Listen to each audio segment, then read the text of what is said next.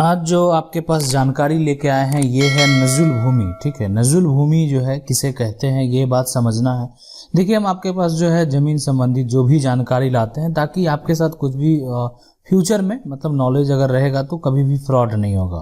ठीक, उसी तरीके से आज जानेंगे नजुल भूमि के बारे में। नजुल भूमि जो है किसे कहते हैं और नजुल भूमि की खरीद बिक्री किस तरह करें। ठीक है, और नजुल भूमि का जो है आपसी बंटवारा कैसे करें ये बात समझना है कि जो नजुल भूमि है उसका आपसी जो आपस में बंटवारा अगर करना है या सबसे पहले जानना जो है बेहद जरूरी है कि ये भूमि जो है किसे कहते हैं। ठीक है, चलिए आगे बढ़ते हैं और इसको समझते हैं। देखिए, इसमें अगर आप बात करें, अगर बहुत जगह आप ऐसा देखे होंगे कि आपको बोर्ड लगा हुआ मिलता होगा कि प्लॉट है और उस पर लिखा हुआ भी बहुत लोग लिख देते हैं उसको कि यह जो है नजुल भूमि है ना। इस तरीके से जमीन पे बहुत जगह नहीं भी लिखा मिलता है, बहुत जगह लिखा हुआ भी मिलेगा कि ये जो भूमि है नजुल भूमि। आप सब जो है मतलब आपको जहाँ पे ये मिलेगा, ठीक है, तो जैसे कौन सा जगह हो सकता है वो, ठीक है, वो अब डिपेंड करता है। ये मतलब भारत का बहुत सारा ऐसा, पूरा देश की हम बात करें मतलब बहुत ऐसा जगह है जो जमीन है वो नजुल भूमि है। ठीक है, चलिए आगे बढ़ते हैं, इसको समझते हैं। देखिए, इसको समझने से पहले सबसे पहले आपको 1857 में जाना पड़ेगा। ठीक है, बहुत पहले की बात है लेकिन समझना बेहद जरूरी है। तो जब 1857 में चलते हैं तो उस समय क्या होता था कि इसको मतलब देश में विद्रोह चल रहा था और विद्रोह में जो रियासत लोग हैं, जो जमींदार लोग थे, ठीक है, वो दो भाग में बट गए थे, दो पार्ट हो गया था जमींदार लोगों का। एक पार्ट ऐसा था जो अंग्रेज लोगों का समर्थन करता था, इसलिए कि वो भी जमींदार थे, खेती करते थे, उपज करते थे, उनको भी बेनिफिट मिलता था, अंग्रेज के हिसाब से चलते थे, तो अंग्रेज उस पर खुश और अंग्रेज का वो समर्थन करते थे, है ना।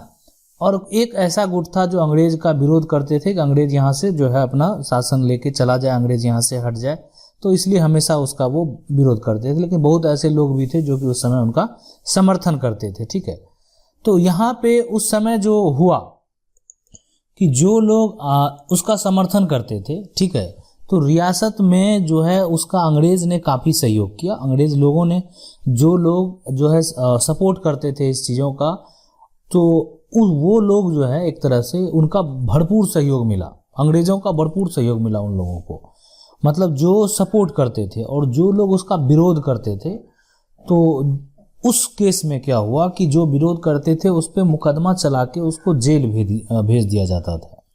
मैंने उस पर मुकदमा चला दिया और उसको फिर जेल भेज दिया गया। दो गुट था वहां पे।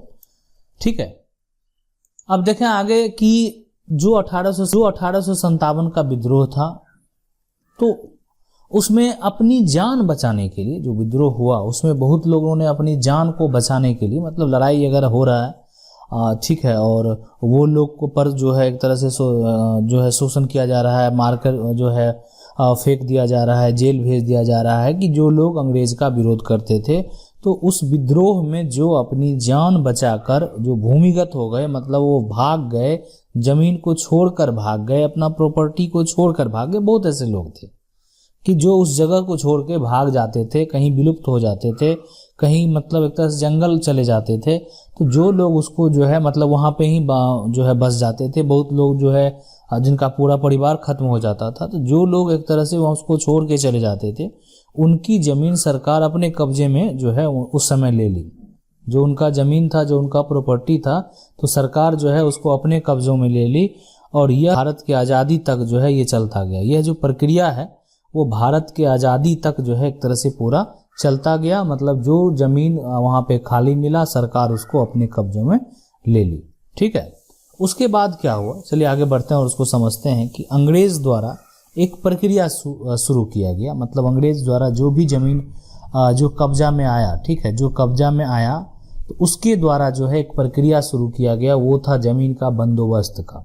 ठीक है, अगर ईस्वी की बात करें तो जो है 1862 से लेके, या है ना, वो एक तरह से 69 से लेके, है ना, ये जो है ये 1892 तक जो है, ये 1892 तक ये जो है प्रक्रिया पूरा बंदोबस्त का हो चला था। और इस समय जो है एक तरह से बंदोबस्त जो है किया गया। और देखिए 1892 में ये प्रक्रिया चलने के बाद जो है एक सर्वे भी कराया गया और उसके बाद खतियान भी दिया गया था, जो कि 1905 था। देखें 1892 है, उसके बाद जो है ये 1905 के आसपास या 1902 है कहीं, 1908 है कहीं, है ना, तो उसमें ज़मीन का सर्वे हुआ। लेकिन ये जो बंदोबस्त का पूरा काम पूरा हो गया था ना, ये जो ज़मीन का बंदोबस्त जो उसको भी जो दिया गया, उसका काम पूरा होने का जो टाइम पीरियड है वो 1892 ही था, और ये प्रक्रिया उससे पहले से चल रहा था। और उसमें ज़मीन जो भी है जिसको भी देना था अंग्रेज सरकार को,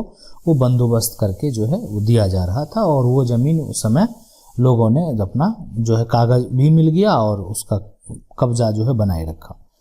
इसमें सबसे ज़्यादा जो है लगान देने वाले जो राजी होता था उसको बंदोबस्त किया जाता था। अब देखिए इसमें बहुत एक तरह से नाइंसाफ़ी उस समय होता था कि ज़मीन को नीलाम कर लिया जाता था, ठीक है।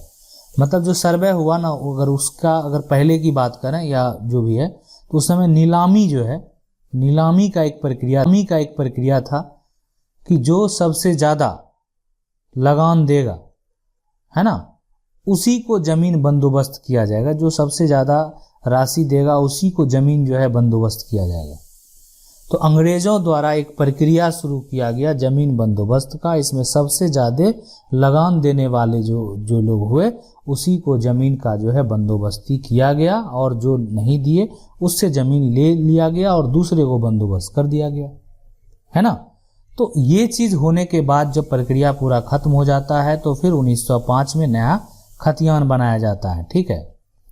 तो वहाँ पे उस केस में नया खतियान बनाया गया। अब इसमें आ गया एक यह जो है नजुल भूमि, क्या यह वर्तमान में अभी अवेलेबल है? तो इसका बिल्कुल बहुत सारा ऐसा ज़मीन है कि जो कि अभी भी फ़िलहाल वर्तमान में अवेलेबल है। और यह ज़मीन अगर बात करें तो ये ज़मीन एक तरह से सरकार के पास है ना।